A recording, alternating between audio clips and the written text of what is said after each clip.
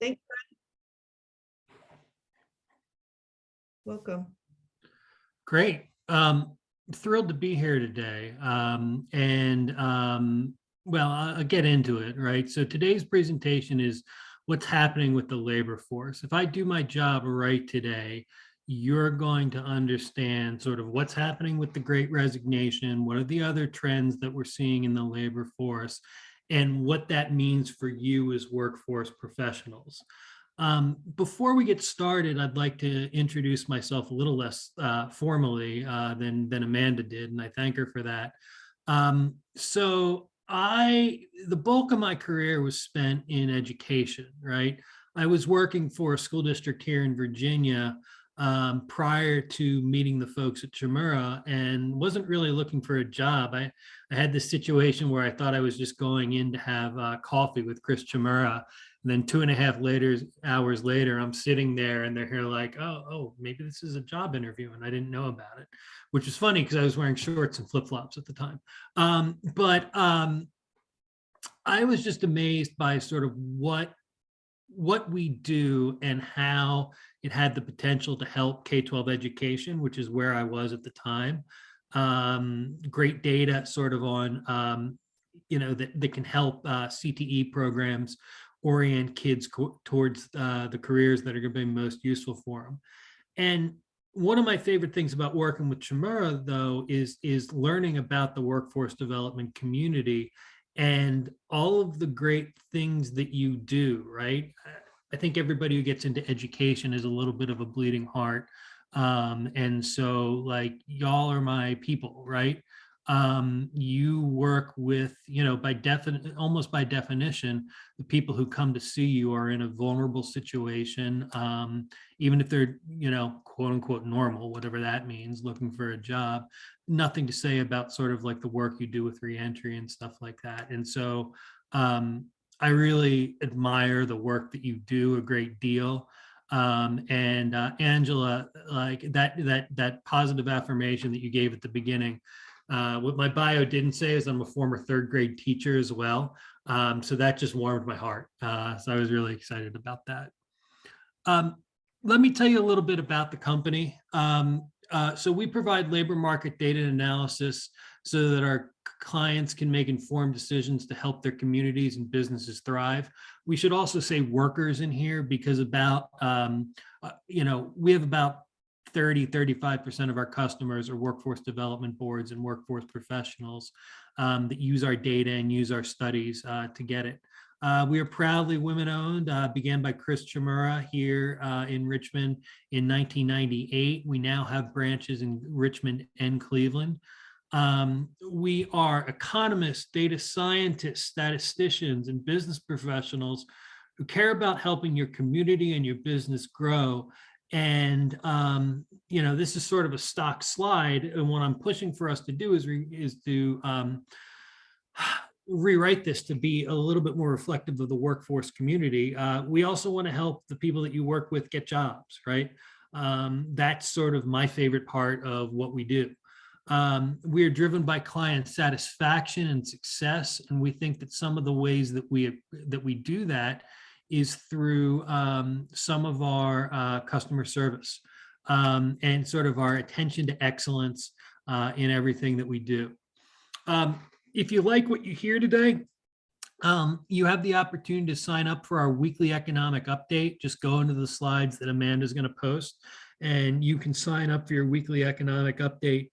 We do this kind of analysis that we're going to talk about today all the time. And in this case, we do it weekly for free, where you can just sort of get an idea of what are the broader trends in the economy. And we try to do some things focusing on what those development means for the various verticals we serve, workforce development being among them. So please sign up. We'd love to have you. But that's not why you're here, right? You're here to know what's happening with today's labor force. Well, what we're first going to do is we're going to look at the national picture, right? And with the national picture, there'll be some California-specific data sprinkled in. And we're going to talk about how COVID is hindering the recovery, that sales and GDP are strong, which we usually think of as traditional good indicators of the economy. but employment recovery is lagging in some areas.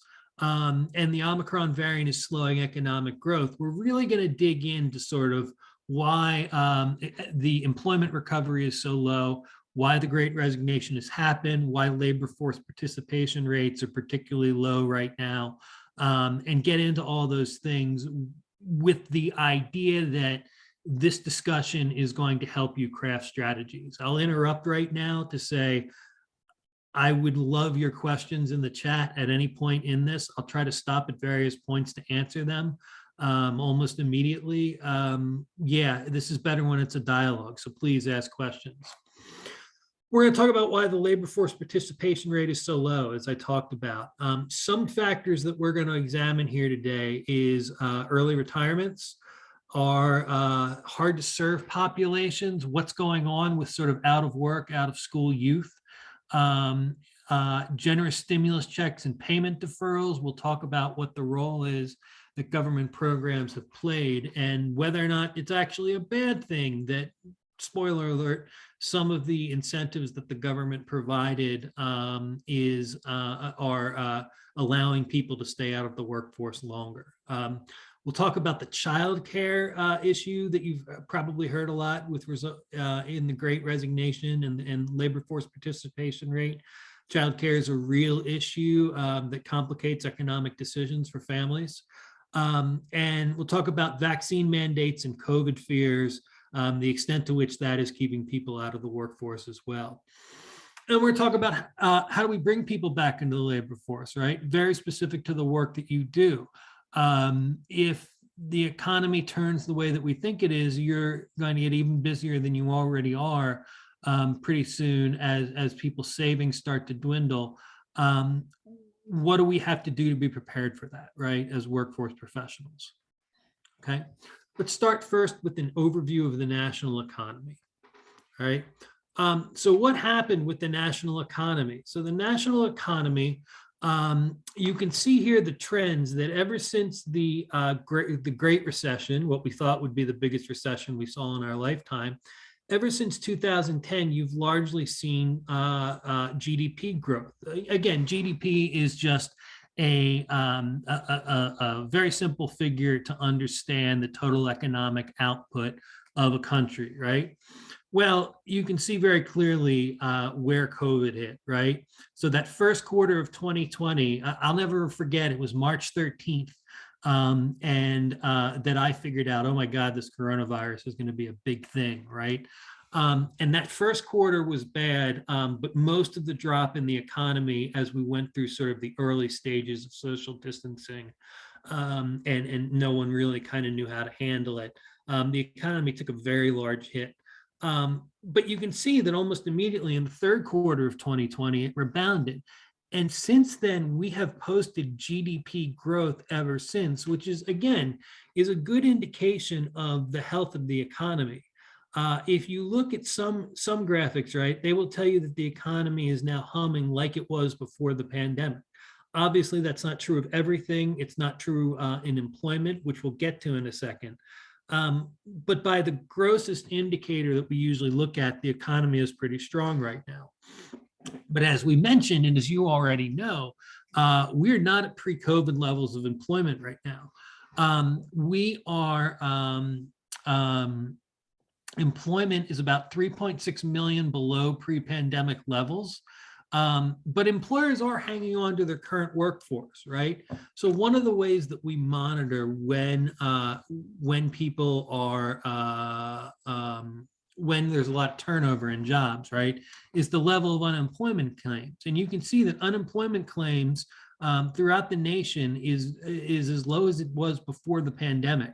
So not surprised with the Great Resignation, which is workers choosing to leave the workplace, companies are really focused on hanging on to who they have. But yeah, employment is down. Let me check the chat really quickly. Okay, no questions yet. And we move on. Okay. This was an atypical recession, obviously. There was a very definite event. No one predicted this. And COVID hindrances are driving a hot labor market, right?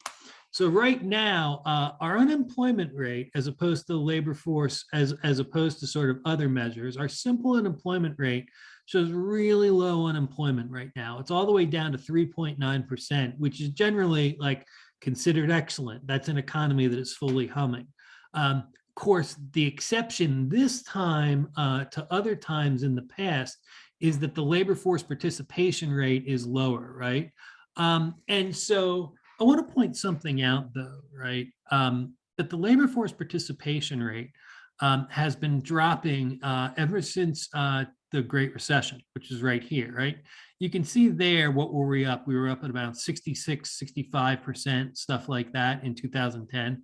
And it dropped, even if it leveled off here around 2015, to the point where it was only about 63.5% before the pandemic.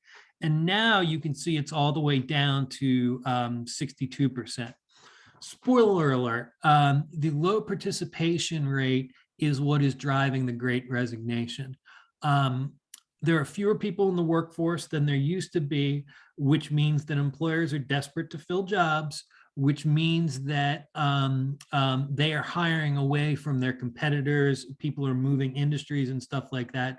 The Great Resignation is not necessarily people leaving the workforce. That already happened during the pandemic. What the Great Resignation is mobility between jobs. Okay. You can see here, right, some of those numbers, that the labor force participation rate fell from 63.3% in February 2020 to under 62% in December 21, and that this is a reduction of about 2.4 million workers, right? That we are, that there are now 10.6 million job openings in November of 2021 compared to 2019, when there were 6.7 million job openings. What does that tell you? A lot more people, a lot more companies, a lot more businesses, a lot more foundations are looking for jobs, looking for candidates to fill jobs, and those people haven't returned to the labor force yet. As we alluded to, the quit rate is quite high. More people are leaving their current employment for new jobs. 4.5 million people, here's your Great Resignation, 4.5 million people quit jobs in November. The quit rate as percent of employment rose 3%. Now think about what that means for a second. That means that of all of the people who work in the United States, 3% of them quit and probably moved to another job in just 1 month, right? That's an insane amount of instability, right? And as you can see here, we haven't seen anything like that prior to the pandemic, anything like that mobility. And we can talk about, you know, I don't think the mobility is going to remain this high for the people that you serve and for employment as general. I think there is reason to say that it will, you know, that this trend in 2018 through 2020 might be the new normal. But we can talk about that later if you want to. All right. Hiring is not kept up with demand. And so this is, if you hear about the supply chain problems, the supply chain problems are largely a function of, well, a function of a lot of things, but one of the things is a shortage of critical laborers in critical occupations. And those are all logistics people, right? Logistics companies. So basically what happened during the first days of COVID is we stopped spending so much on services, things like vacations, you know, date nights out, movies, that kind of stuff. We stopped paying for services and we started buying stuff instead, right? So if you bought, you can't see because of my background, but I have a piece of exercise equipment that's in my office right now. And that's because, like, you know, we couldn't go on vacation one year. We'll buy an elliptical, right? Try to get in shape. That was typical of a lot of people. Less services, more goods, which means you need to ship more stuff. And to ship more stuff, you need more workers in these areas, right? And I know my people in port cities, I'm not telling you anything that you don't know, that we need more workers at harbors and in warehouses, that we need more truck drivers. And you can see this when you look at, so what Chmura does is we pull in job posting data. We pull in over 1 million job posts a night. We duplicate them. and then we sum everything up so you can look at some of the trends in what job postings employers are posting, right? And so what you can see here, right, is that you can see in truck driver job postings from the depths of the pandemic to the end of last year, we're up 50%. So that means we're advertising for about 50% more truck drivers. Again, our job postings show that laborers, the people that work in harbors, the people that work in warehouses, some of the good jobs that you would love to be able to get for your clients, right? Job postings for them are up 78% since the start of the pandemic. So companies need workers, and because these logistics companies can't find the workers, they're not able to run the supply chain as efficiently as we would like it to be, right? And you can see this also bleeds over to auto mechanics. Auto mechanics in the Q4 of 2021, there were job postings were up 22.7%, and that more places are adding bonuses to those jobs. Okay. Why do we have a low participation rate right now? Why are fewer workers getting back into the area? We alluded to some of this at the top of the presentation. And so let's just get into it, right? So you see this slide again, which is that 2.4 million people, fewer people are in the workforce due to a fall in participation rate, about a, what is that, a 1.4% drop in the participation rate from February 2020 to December 2021. Okay.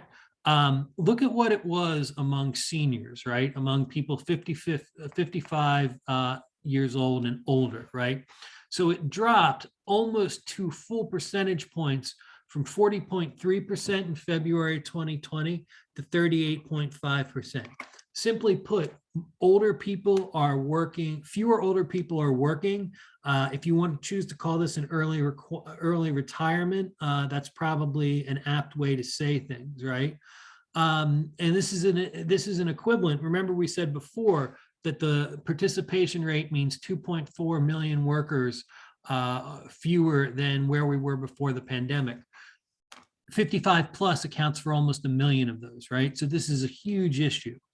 You can see some solutions that might happen in the bottom, and can retirees be attracted back to the workforce? Can there be greater flexibility? Can there be encouragement to create their own businesses? Ideas that we've sort of had, just sort of like in passing, what we think might happen. And I think this ability to provide greater flexibility is something that might really be helpful. Yeah. And what we've also seen, though, right, is that business startups are high, that fewer people are choosing to work in established occupations, that they might be striking out on their own, that this is the time that they want to become a contract worker and do 1099 work, or start the LLC finally, right? You can see here that the rise in people, especially here, what we call not high propensity. So high propensity jobs are ones that have the potential to turn into companies or organizations, in other words. Chris Chmura started this company, I think with one other employee in 1998. And that would have been considered a high propensity application because it was able to grow into something that now employs about 50 people, right? The growth, though, really as a result of the pandemic, came from things that we don't consider high propensity. For example, when I first moved to Richmond, I started up my own consulting firm that was really just me. And I ran it out of my house. I had no I had no desire of scaling it up beyond being able to provide for myself and for my family. And that would be considered not high propensity because I didn't plan to grow the business, right? What you see here and what you may be observing with the clients you serve and the people around them, right? You see a lot of people saying, I'm going to try to make a go of this of my own. the services maybe that I was doing before the pandemic, I think I can spin these off and do, be my own boss, work for 2 or 3 different companies, and make the ends meet that way, right? And you can see that that varies by state, that the number of new businesses vary by state. You can see here, this is the change from October 21 to November 2021.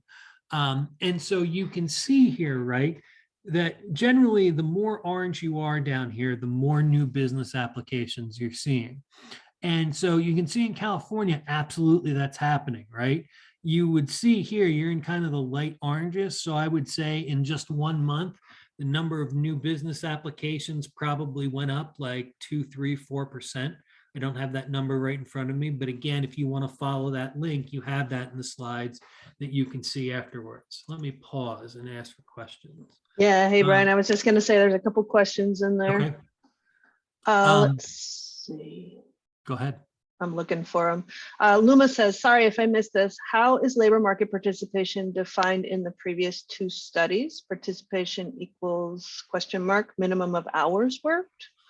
No, very good question, right? The labor force participation rate includes part-time workers.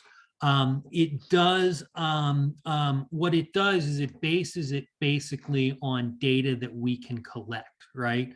And so think about that in terms of Chmura every year has to report data to I don't know how it gets to the Bureau of Labor Statistics in Washington, but basically data that Chmura reports goes to the Bureau of Labor Statistics in Washington.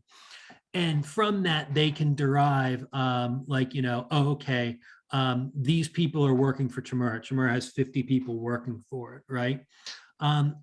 Now, what the labor force participation rate does not capture, however, is these, okay? Those people that are starting new businesses, particularly ones that are not high propensity, that don't have a great chance of turning into employing 20, 30 people. Those are not counted in the statistics. So really, I think the best way to understand the participation rate is it's everybody who's working for something that's established enough to have government reporting. When I did my own contracting, I never did any of that reporting. And that's fine, that's legal for me, but that could be explained, that could be a huge explanation here, is that people are starting their own businesses and the stats that we have just aren't picking them up. So it doesn't include 1099s?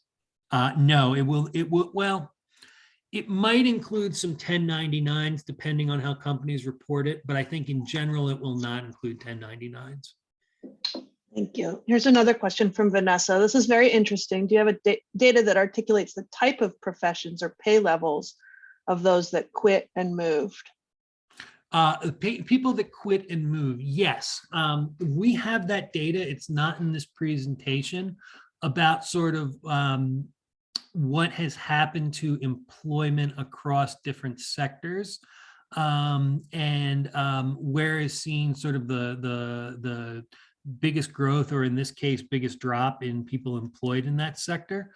So we can pick up some of that. I wouldn't want to try to give you an answer to that right now, since I don't have that research at my fingertips. Similarly, are there data of this nature that are specific to nonprofits?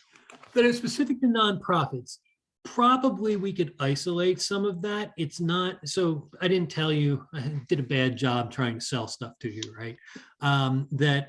We have both labor market software that provides a lot of data and consulting that sort of like answers the question that our data, that the software cannot.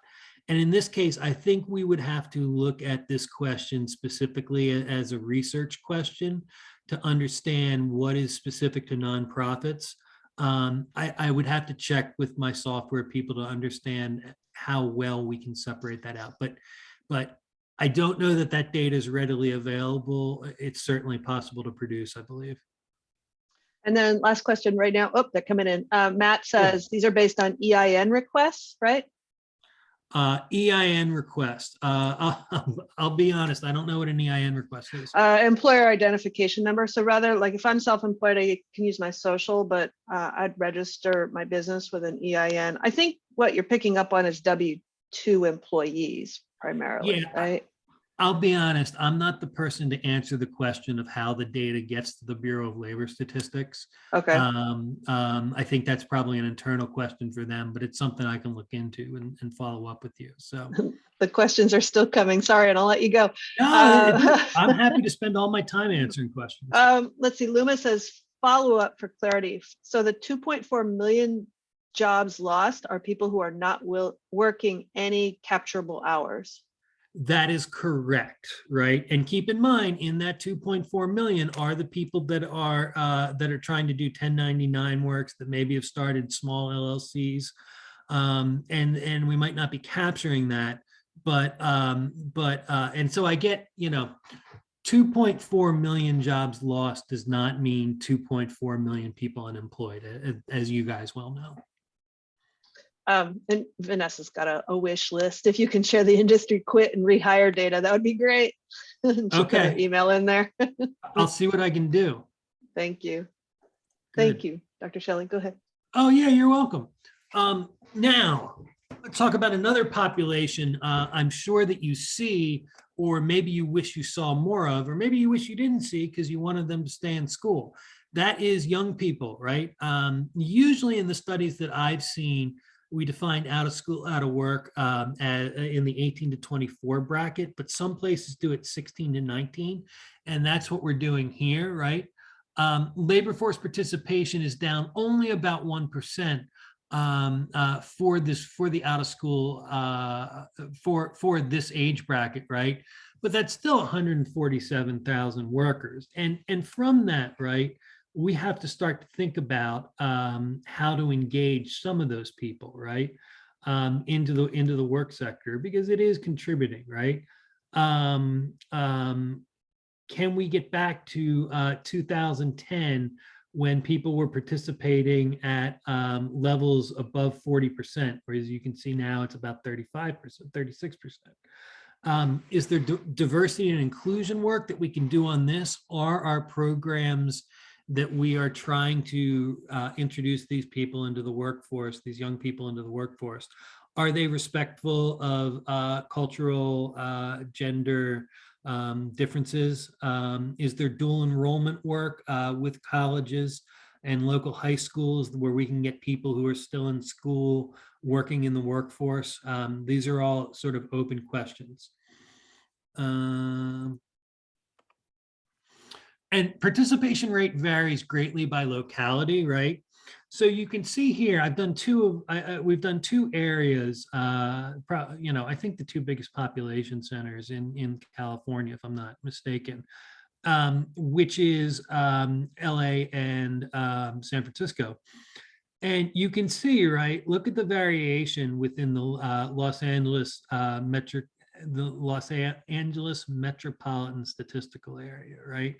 That you can, or the greater Los Angeles area. I don't know about calling this part of San Bernardino greater Los Angeles, but you people know more about that than I do because I'm just from Virginia.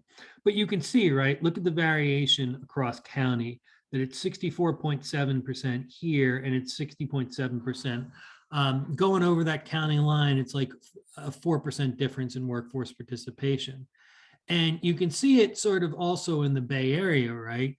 Where not surprisingly, in sort of like the tech corridor, a lot of people are working, right? In San Francisco, it's 71%, probably because no one can afford to live in San Francisco right now unless they, make six figures. Unfortunately, we know that's not true, but we do know people are getting priced out. And then you see participation rate to the north a little bit lower. But let's talk about out of school, out of work youth, all right? Again, here's our 18 to 24. And that we saw over the 5 years before the pandemic, a drop in the portion of young people that are out of school, out of work, that it was 16.4% in California in 2014. And right before the pandemic, it was 12.5%. So that's good, right? That's young people engaged either in school or in work, that they're working a plan for their life, right? That they're engaged, they're developing good habits, all of those things, right? Well, the unemployment for the pandemic kind of messed that up, right? And in 2020, it went up to 18.3%.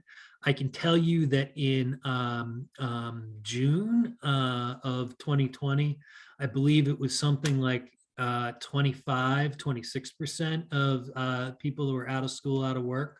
But in 2021, it's already recovered, right? It hasn't recovered to how good it was before 2019, but it is at 14.6%, which is an improvement on those populations, right?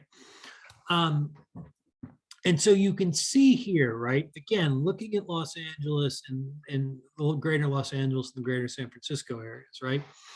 You can see that not surprisingly, that sort of like the number and percentage of out of school, out of work young people are vary greatly by geography, right? So you can see here, right?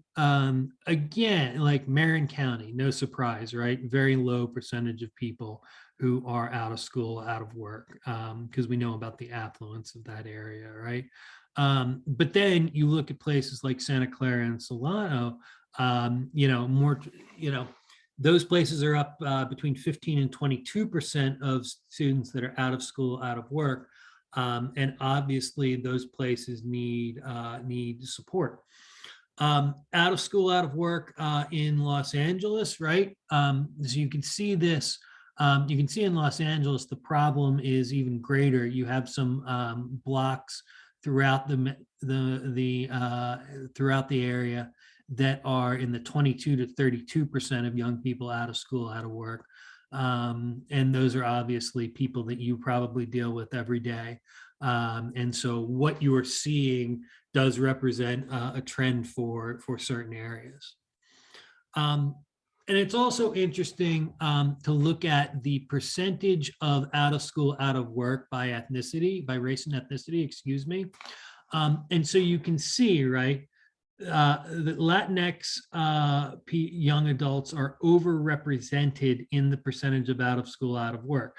That is to say, in California, 48% of the total young adults in California are Latinx, but they make up 54% of the out of school, out of work population. Overrepresentation. Same things with Black people, right? Black young people make up 5% of the total young people population, but make up 11% of the out of school, out of work population. So obviously systemic inequality and the issues that we know plague many non-white actors in this society are being reflected in who is engaged as a young person in either school or the workplace. All right, we got more questions. What are we? We're done at the top of the hour. Is that right, Amanda? We actually have until 10:15. Oh, okay, great. Then I'll be here. No, just me, Kim, and Ruth have been lighting up the chat. No questions. No questions? Oh, okay, great. Well, we were talking about like those participation rates among young people and what does that mean? Kim, let me see yours. Kim, why don't you unmute and ask your question? Sorry, my question was if there is any information at all what those young people are doing. So we know that they're not in the labor force, but do we know where they are? No, I do not, right? There very well may be data that that show that. There probably are people collecting that information, but that's not data that we generally deal with. I'm sorry to say that sort of as an economics firm, when people exit the workforce, other than sort of looking at their propensity to get back into the workforce, we as a firm don't know that much about them. So I'm sorry, I can't give you good leads on the data that would show what they're doing.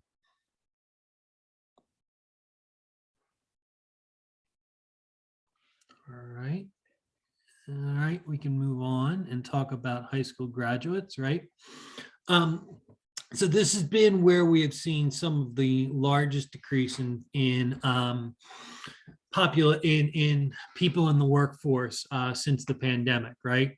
So if you were a high school graduate with no college over the age of 25, 58.3% of you participated in February 2020. And it dropped like 2.6 percentage points by December 2021. That over 567,000 workers with a high school degree, no college, are working in the labor force now compared to the pandemic, right? And so the question becomes, we think, I really want to focus on this upskilling thing because I think that's relevant to the work you do as workforce professionals, right? A lot of these people who were displaced from jobs were displaced from jobs that may not be coming back, right?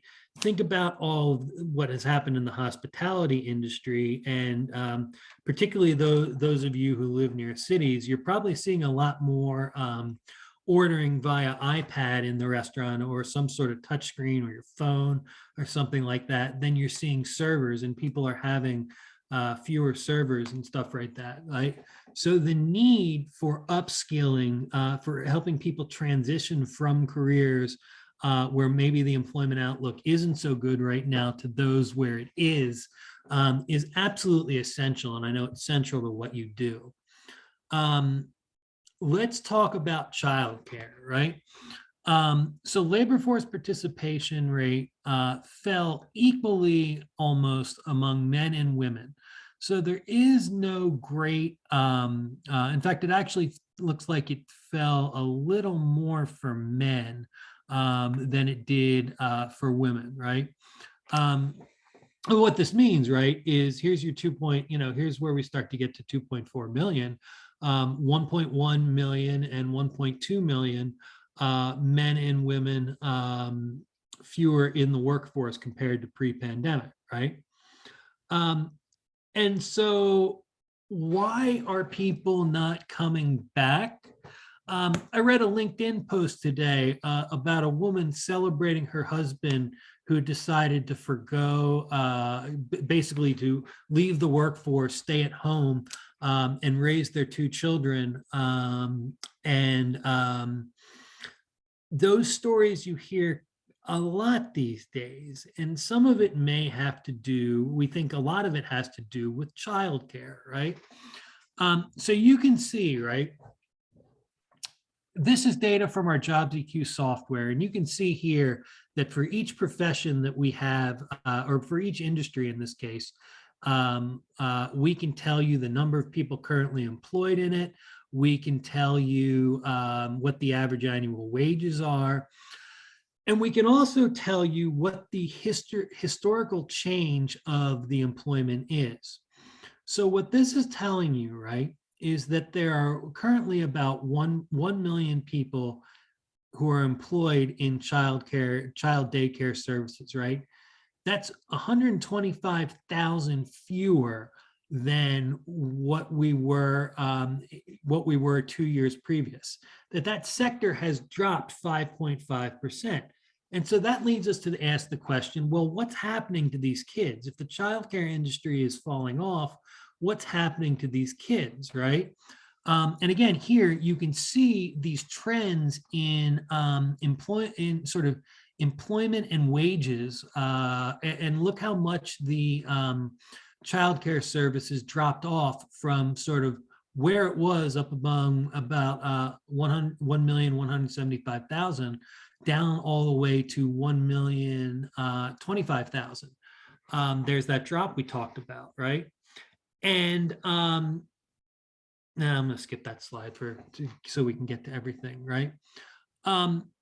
So the number of childcare establishments during the recession are still at pre-COVID levels. So the businesses themselves have rebounded and are still around, but they're employing fewer people, which probably implies, right, that they're either having a hard time hiring people back, or something else is going on with those kids and is happening with those kids. And so to understand that, right, actually, let me skip to childcare right away. So let's talk about childcare, right? Childcare is expensive, right? And so as part of the stimulus package, right, you got monthly child credits if you know, means testing and all that stuff, right? Where you got $300 for a kid less than 6, and for a kid 7 to 17, got $250 from the federal government, right? Now in Virginia, we weren't able to translate this into California, but I think you can still see the dynamic here, right? In Virginia, the average cost of childcare was $14,000 each year, which works out to $1,172 a month, right? Well, it turns out, right, that one of the things that people discovered was that it's often financially more beneficial, to say nothing about the life benefits, right, to take your children, to get out of the workforce, work from home, or not work from home, spend all your time raising your kids, and you can actually save money that way. So if they were hourly wages, right? If you were making $9.50 before the pandemic, you would make about $1,647 a month, and that after daycare you might actually end up in the hole, right? So therefore, at $9.50 a month, it's cheaper to stay home with your kids. With $9.50 an hour, excuse me. And you can see that the marginal economic benefit at $15 an hour, you know, we talk about $15 an hour as a living wage, right? You're still barely paying for childcare. With 2 children in childcare, you are barely paying for childcare at $15 an hour. You're only taking home $256 after daycare, but with the credit, right, you get $856. And so let me see where we go back to, right? And I think this says it even better, right? So let's talk about the stimulus for a second, and what that's doing to people's childcare calculation, right? And what it's doing to their work calculation. The temporary impact of the stimulus was that you got, in March 2020, you got $1,200, means tested, of course, $500 for each child. And then that meant that you were a family of 2 adults and 2 children. You could expect $3,400 in March of 2020. You could expect from similar programs in December 2020, $2,400. You could expect $5,600 from the CARES Act in March 21, for a total of $11,400. Well, if you add that to what you would receive for unemployment insurance in Virginia, which is $378 a month, and federal unemployment dollars, which is $300 a month, which totals $678, right? Add that 678 to the 11.4, right? Due to the stimulus, people who were not working were making the equivalent of $17 an hour. And there you have sort of some of the key to the labor force participation that has happened thus far, right? Is that if people were making $17 per hour staying at home, why do they need to work? Especially by staying at home, they can avoid paying for childcare. Now, you hear about this in some circles talked about as a negative thing. You know, the whole "we're paying people not to work" thing that, well, I'll try to remain politically neutral here, right? But there's another way to think about this, right? If you're paying people $17 per hour to not work, all right, we'll even accept that framing, right? We accept that framing. What are they doing? Well, they're probably staying home with their kids, and like everybody should kind of feel good about that, I think. Not that childcare professionals don't do a good job, but there's no substitute for mom, dad, grandmom, whoever's the primary caregiver. And it's also exerting upward pressure on wages, right? So you're not going to be able to get somebody at $15 an hour, right?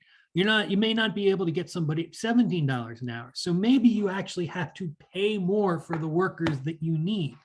And that's sort of like you've seen, I think a lot of the labor force participation is driven by this. People build up savings and had income substitutes during the pandemic that unfortunately, in my view, are now coming to an end. It allowed them to be more choosy about the jobs and more demanding in their salaries. And if they didn't, they said, oh, I'll just wait for the next opportunity. Now, again, these programs are largely coming to an end. And because of that, we predict that more people are going to have to re-enter the workforce as savings decrease, and that the upward pressure on wages is going to ease off a little bit. So you hear a little talk about inflation now. And sorry, I have a tendency to do this. I jump around to get to the stuff as we get near the end. Let me just catch up to where we were. I'll talk about inflation in a second, right? So two of the big causes for why people are staying out of the workforce right now are childcare expenses, that it's really expensive to go to work, as it turns out, if you have kids, and because people were able to build up savings due to that government assistance during the pandemic, right? Something that is not driving people out of the labor market are vaccine mandates, right? So there's a lot of information on the slide, and so that I can get to your questions, I'm going to go down to the bottom line. Still, while about a quarter of all adults say they know someone who has left a job because of a vaccine requirement, just 5% of unvaccinated workers said they have personally done so. So 1% of all adults have left the workforce because they don't want to get the stab. That's not, I mean, that is contributing to why people are not in the workforce. It's not contributing as much as other factors. Inflation is probably less interesting than your questions. So let's see if we have any questions. Vanessa says, we're wondering if the slow return can be attributed to health issues as a fallout from the pandemic, COVID fog, memory loss, et cetera, long-term health and mental health issues. That is a great question, right? I do wonder, if that disproportionately affected older people, as we know that COVID has been particularly hard on our older communities. I wonder if, and this is a wonder, this is not an I know, this is an I wonder. I wonder if that is part of the lack of return to the workforce by that 55 plus and older group, right? I wonder if sort of some of the health complications that come from COVID that you mentioned here are keeping people out of the workforce. I don't know that answer, but I suspect that you're absolutely right, Vanessa. Ruth says if parents couldn't work, their job shut down, they wouldn't need childcare. Yeah, and I think, Ruth, that what happened was that a lot of people realized when their job did shut down and they couldn't work, they were in for some financial hard times, but it was bad. It wasn't nearly as bad as they thought, because they weren't paying, what did we say, like $1,600 a month for childcare, right?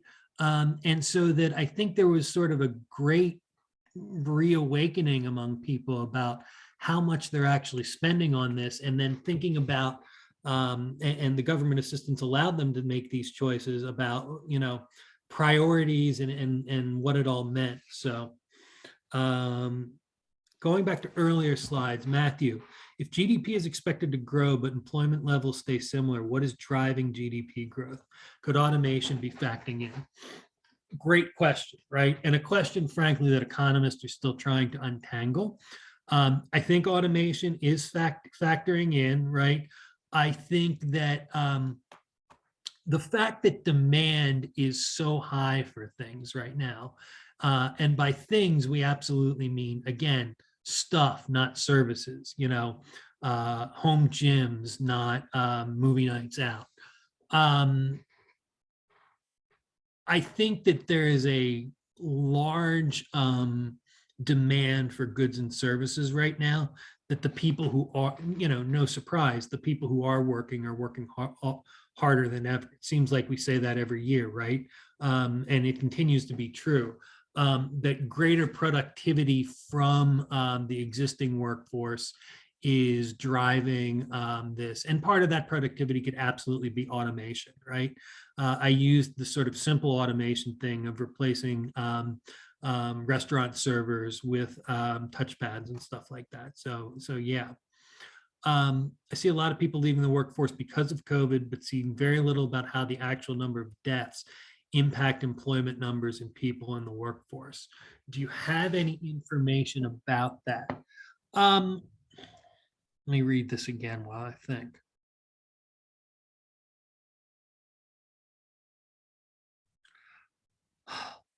I don't think that I do, Matthew.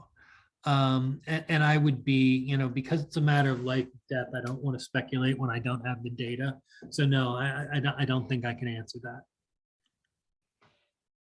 All right, seeing no more questions just yet. I got 5 minutes. What else can I show you? We can talk a little bit about inflation, right? So there are two different measures of the of inflation that we use, and I'm sure you've heard a lot about inflation, that you're seeing it whenever you go to the grocery store right now. In general, so one measure, the most popularly cited measure of inflation, is the Consumer Price Index. And that says that prices are up about 7% over last year. The one that we like a little bit more for technical reasons is the Personal Consumption Expenditure Price. That represents more goods and services, basically. It's a more complete measure. And that says that we're up about 5%. Either way you slice it, right? What you're seeing at the grocery store and at the gas pumps is real. Inflation is real, and it is happening right now. The employment cost index for the private sector workers, in other words, how much does it cost private business to have their workers, went up 4.6% in the third quarter of 2021. Again, largely due to escalating to wage pressures that are pushing wages higher. Is this inflation transitory, right? And this is of critical importance for the people that you serve, who are generally getting back into the workforce at a lower salary, lower income than some other people, right? The rapid increase in demand from the COVID shutdown should slow, all right? And how quickly depends on the new stimulus package. Supply chain disruptions are expected to ease in the second half of 2022, including energy and food prices due to transportation issues. So remember earlier when I talked about we need dock workers, we need truck drivers and stuff like that. We expect that as the demand for goods and services that was, right now we're dealing with what we in economics call pent-up demand, right? There's a lot of demand that people didn't have during the pandemic that sort of is being expressed now by people buying stuff that is cutting the supply available, especially given that we have a shortage of workers in those areas. We don't have enough workers to handle the new demand. And that's driving prices higher. We expect all that to equal out starting in the second half of 2022.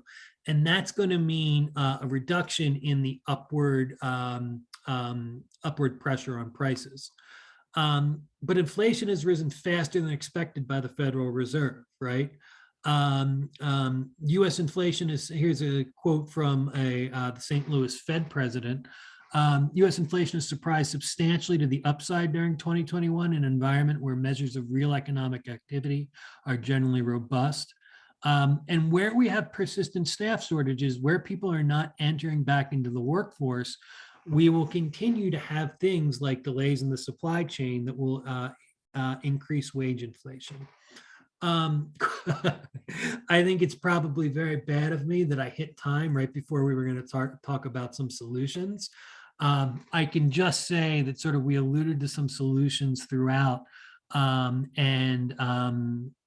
it's been really good talking to you, and thank you. Thank you, Dr. Shelly. That was an amazing, wide-ranging, in-depth snapshot into the workforce right now. Super helpful. I should add, if you have any questions after this, Amanda certainly knows how to get in touch with me. Email me. Happy